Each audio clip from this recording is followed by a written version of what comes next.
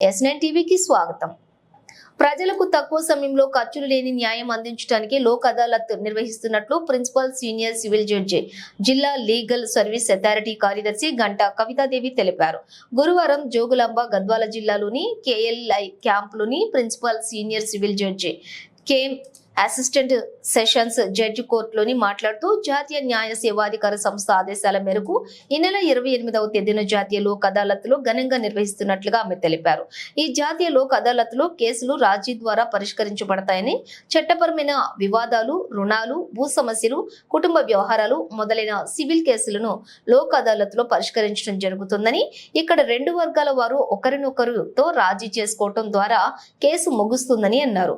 కక్షిదారులు ముందుకు వచ్చి రాజీ మార్గాన్ని అనుసరించడం వలన సమయం, డబ్బు ఆదా అవుతుందని ఆమె తెలిపారు. పరిష్కరించబడిన సివిల్ కేసులకు సంబంధించిన కోర్టు ఫీజు తిరిగి వారికి చెల్లించబడుతుందని ఆమె తెలిపారు.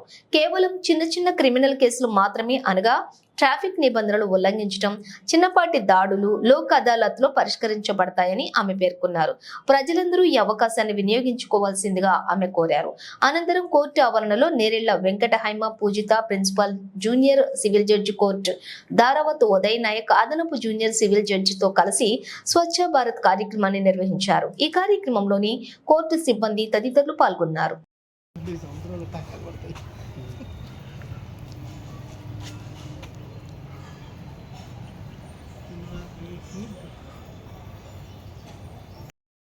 అందరికీ నమస్కారం. గద్వాల్ పట్టణ ప్రజలకి, కోర్టులో కేసులున్న కక్షిదారులకి అందరికీ తెలియజేయనిది ఏమనగా, ఈ నెల 28వ తారీఖున జాతీయ లోక్ అదాలత్ నిర్వహిస్తున్నాము.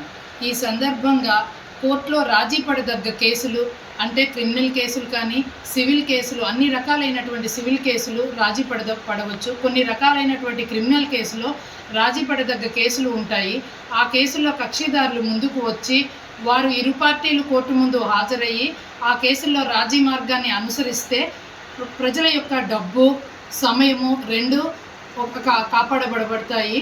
కాబట్టి ఈ అవకాశాన్ని ప్రజలు, కక్షిదారులు ఉపయోగించుకోవాలని కోరుకుంటున్నాం. సివిల్ కేసెస్లో ఎవరైతే రాజీ పడతారో ఆ కేసులో కోర్టు ఫీజు రూపంగా మీరు చెల్లించిన అమౌంట్ని తిరిగి మీకు ఇవ్వబడుతుంది. దానివల్ల ఇరు పార్టీలు కూడా గెలిచిన వారు అవుతారు. కోర్టులో కేసు వేసిన వాళ్ళు, ఎవరి మీద అయితే కేసు వేశారో వాళ్ళు ఒక రాజీ మార్గాన్ని అనుసరిస్తే ఒక రాజమార్గం లాగా మీ భవిష్యత్తులో కూడా మీ ఇద్దరి మధ్య అనుబంధాలకి ఎటువంటి ఆటంకాలు లేకుండా సాగించడానికి అవకాశం ఉంటుంది. కాబట్టి ప్రజలందరినీ కోరుకునేది ఏంటంటే ఈ అవకాశాన్ని ఉపయోగించుకొని ఎక్కువ సంఖ్యలో మీ కేసుల్ని పరిష్కరించుకోవాల్సిందిగా కోరుకుంటున్నాము. కేసులు అంటే సివిల్లో వచ్చేసి అన్ని రకాల కేసులు రాజీ పడవచ్చు. క్రిమినల్ కేసుల్లో వచ్చి కుటుంబ తగాదాలు ఉంటాయి.